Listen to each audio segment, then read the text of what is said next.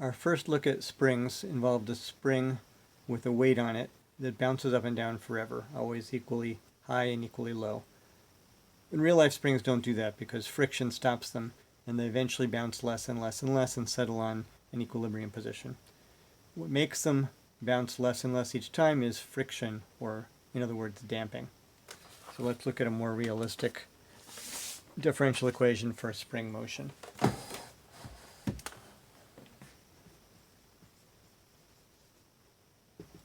So recall that the spring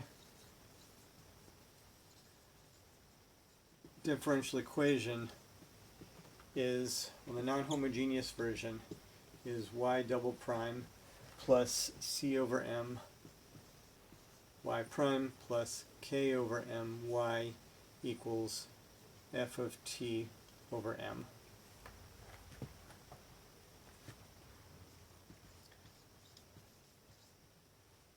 So last time we assumed that c was 0 and the forcing function was 0.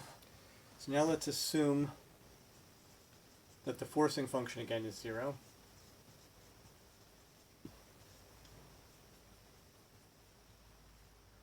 And let's assume that the damping constant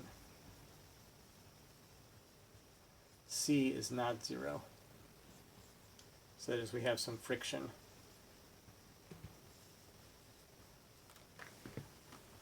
Friction due to, at the very least, air or water if the spring is in water, or oil, or some other viscous fluid. The more viscous the fluid that the spring is in, the less it'll bounce back and forth before it settles down.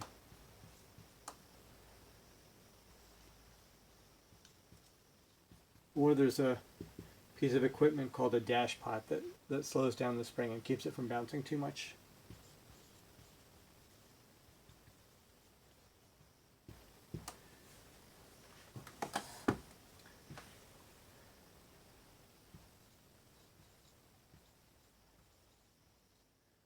So now we have this homogeneous differential equation, h y double prime plus c over m y prime plus k over m y equals 0, with auxiliary equation r squared plus c over m r plus k over m equals 0.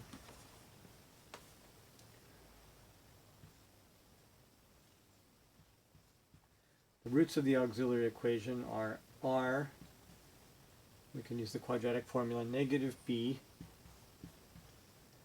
plus or minus square root of b squared minus 4ac all over 2a. That helps simplify. I'm going to take this k over m in the square root and multiply it by m over m, so I have m squared in the denominator.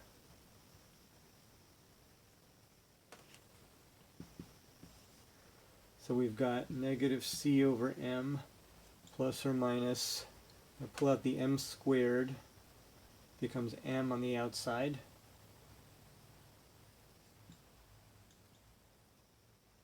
And we have c squared minus 4 km in the square root all over 2. So I could put the 2 down there, and actually I could combine these and make one fraction. So negative c plus or minus the square root all over 2m.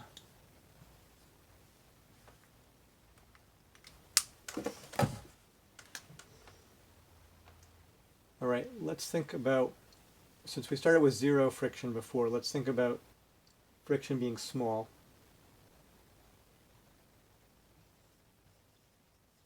And let's look at 3 different cases of friction or damping.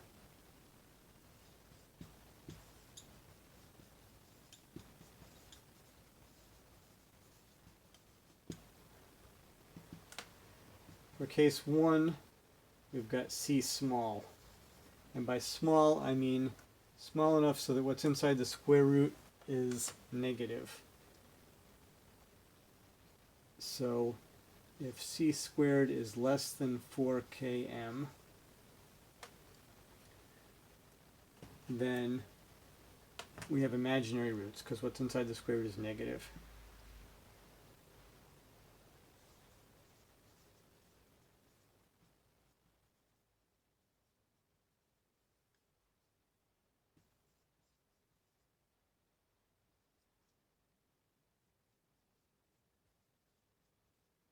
This leads to the homogeneous solution.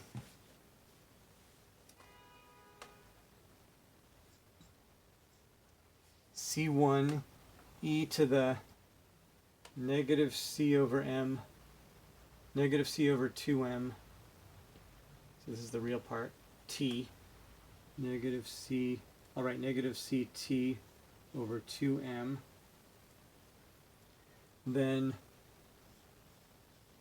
cosine of the imaginary part, so square root of, let's see, if c squared is smaller than 4km, then I guess the positive, the absolute value of what's in here is going to be 4km minus c squared. I'm going to run out of space here. So that over 2m t plus something similar with the sine. So let me rearrange the board a little bit so this will fit. Okay, there we go. I just squeezed it in. So our solution is c1 e to the negative ct over 2m times cosine of square root of 4km minus c squared over 2m times t. So this is the imaginary part without the I, t, plus c2, same exponential, sine of exactly the same thing. Alright, now how does this behave? So as t goes to infinity, the exponential becomes the most important thing.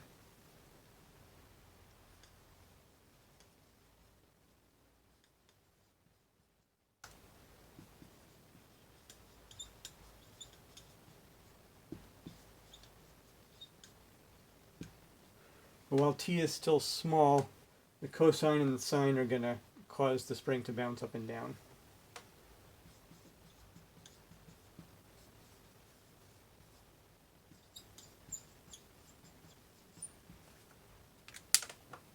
So let's draw this.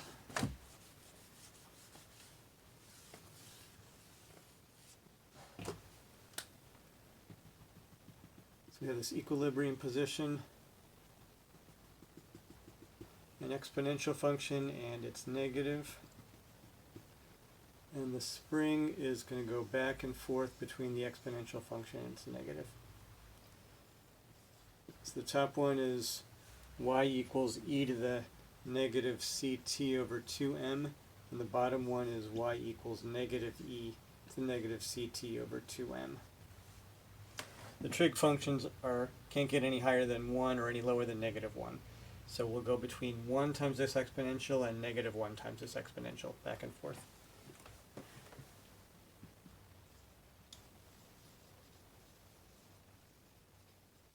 This is called an underdamped system.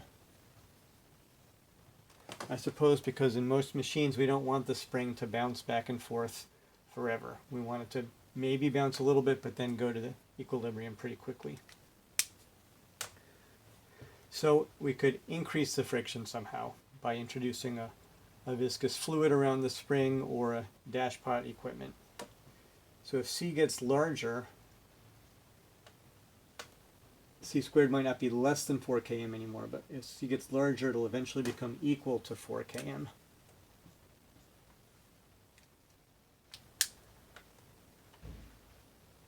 So this is case 2 when we have, let's say, medium c.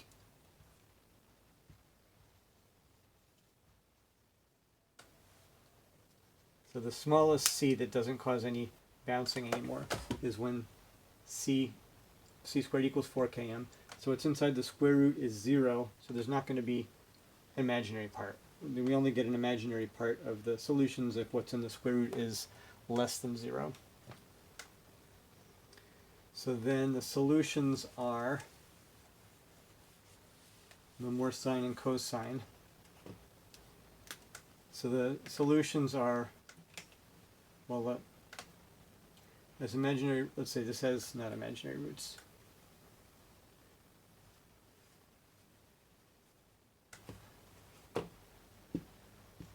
There's a single root, and that is negative c over 2m repeated.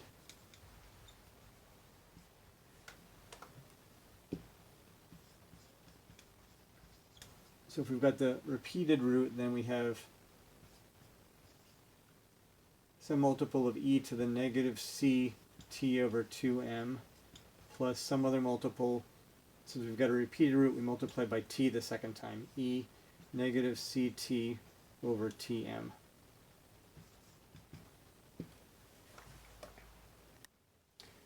So now the solutions no longer behave like sine and cosine because there's no sine and cosine here anymore. They behave like exponential functions. And our picture becomes very different.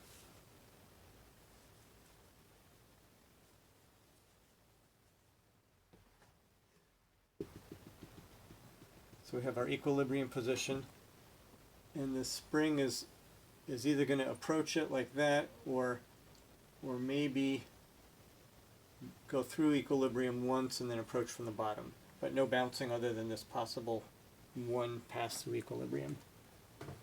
So these are the possible pictures of the solutions, something like that. This is called critically damped.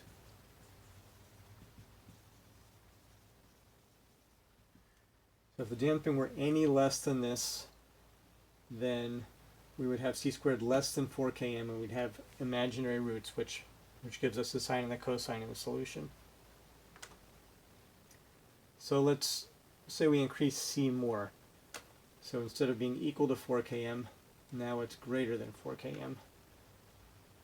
So this is case 3, large C.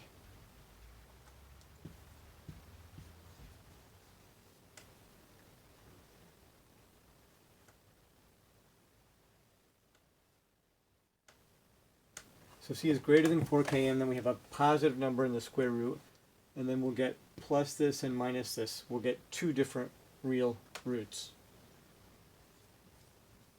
So the roots are real and distinct.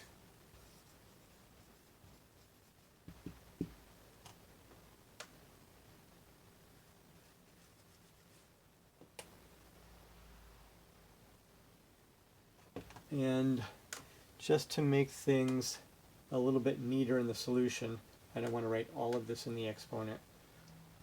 Let's let mu be the second part. Square root of c squared minus 4km all over 2m. So the solutions are going to be e to the negative c over 2m plus mu t and e to the negative c over 2m minus mu t.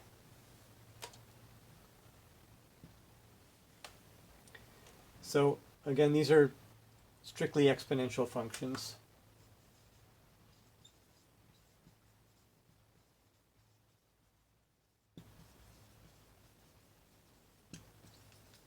And these exponentials don't bounce like sine or cosine. And the picture actually looks exactly the same as critically damped. The important thing in the graph is whether we have imaginary roots to the auxiliary equation or not. So these two real roots lead to these types of exponential solutions, and the picture looks the same. This is called overdamped.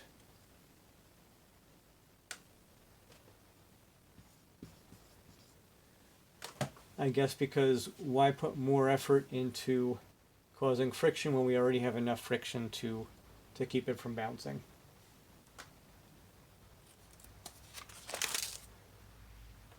Alright, so let's do an example with numbers.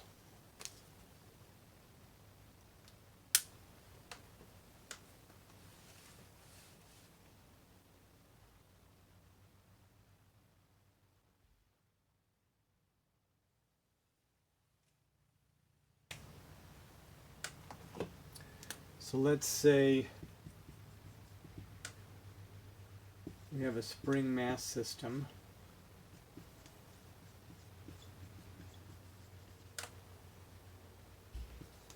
Which moves according to the differential equation y double prime plus 2y prime plus 5y equals 0. And let's say we have initial conditions y of 0 equals negative 2, y prime of 0 equals 0. So let's solve this and sketch it.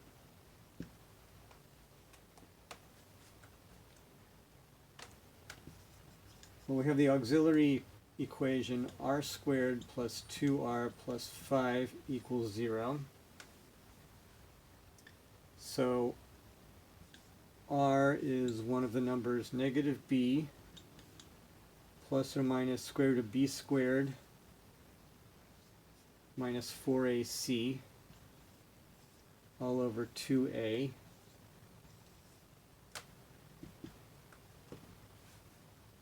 So that's negative 1 plus or minus 4 minus 20 is negative 16.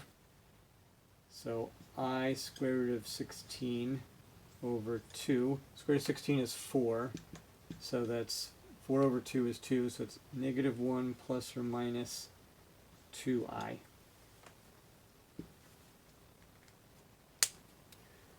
Alright, so the general solution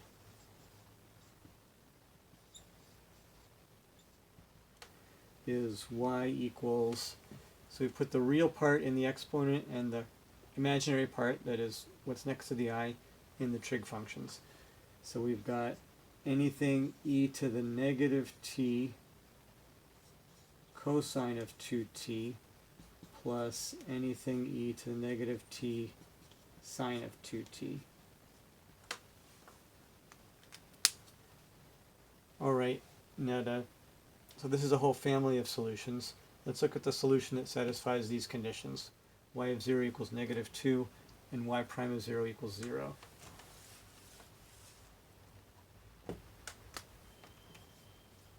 Y of 0 equals negative 2 means that negative 2 is c1 e to the 0 cosine of 0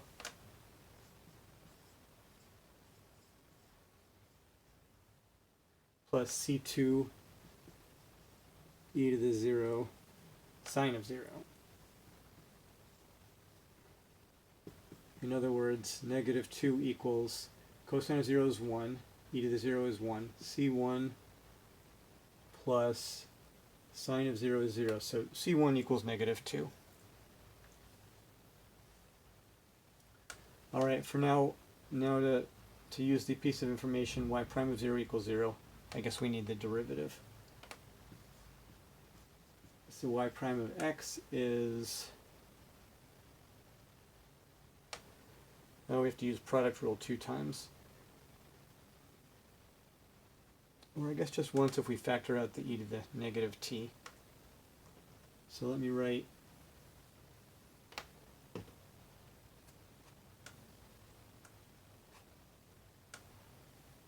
y of x equals e to the negative t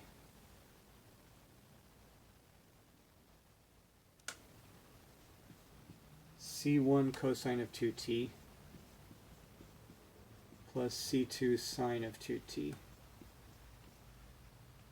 So now y prime of x equals derivative of the first minus e to the negative t times the second, c1 cosine 2t plus c2 sine of 2t plus derivative of the second times the first. So derivative of the second is, derivative of cosine is negative sine. So negative 2c1 in front. Derivative of sine is cosine, so 2c2 cosine 2t. Alright, now what happens if we plug 0 into that?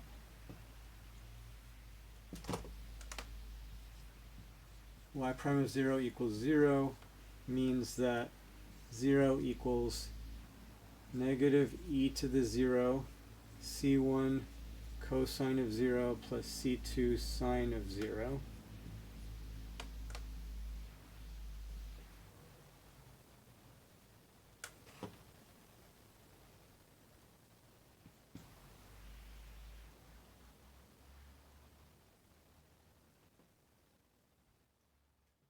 And then plus e to the 0 negative 2c1 sine of 0 plus 2c2 cosine of 0.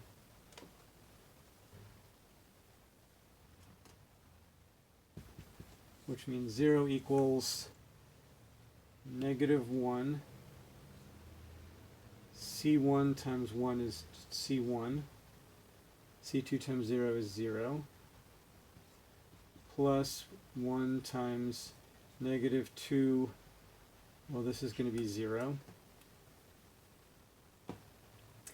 2 c2 times 1. So 2c2 minus c1 equals 0.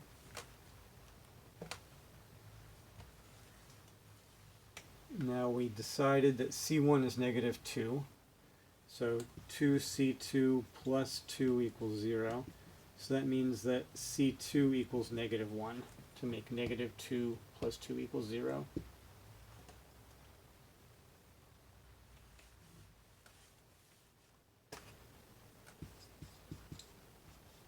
So our solution is c1 is negative 2, negative 2 e to the negative t cosine of 2t. c2 is negative 1 minus e to the negative t sine of 2t.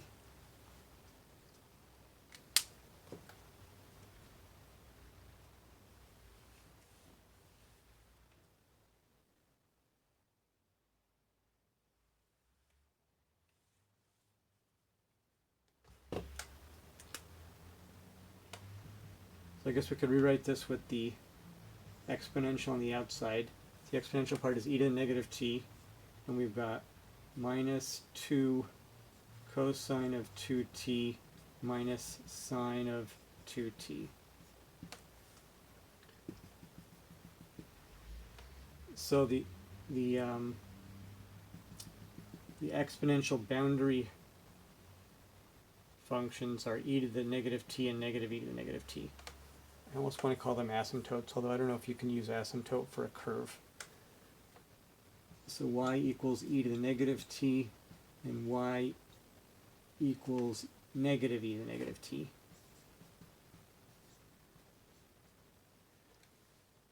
When the curve bounces around somewhere in there, we can say that at time 0, I think our initial condition was negative 2. Y of 0 equals negative 2, y prime of 0 equals 0. So we start below equilibrium, 2, and the derivative is 0 there, so that means that we have something like this. So it's going to start going up again, although it should touch the curve. So maybe right here is a good place to put it. So we wanted to touch the curve, because we know it's going to touch on the bottom and on the top. So it's going to look something like this. Here's where we're starting.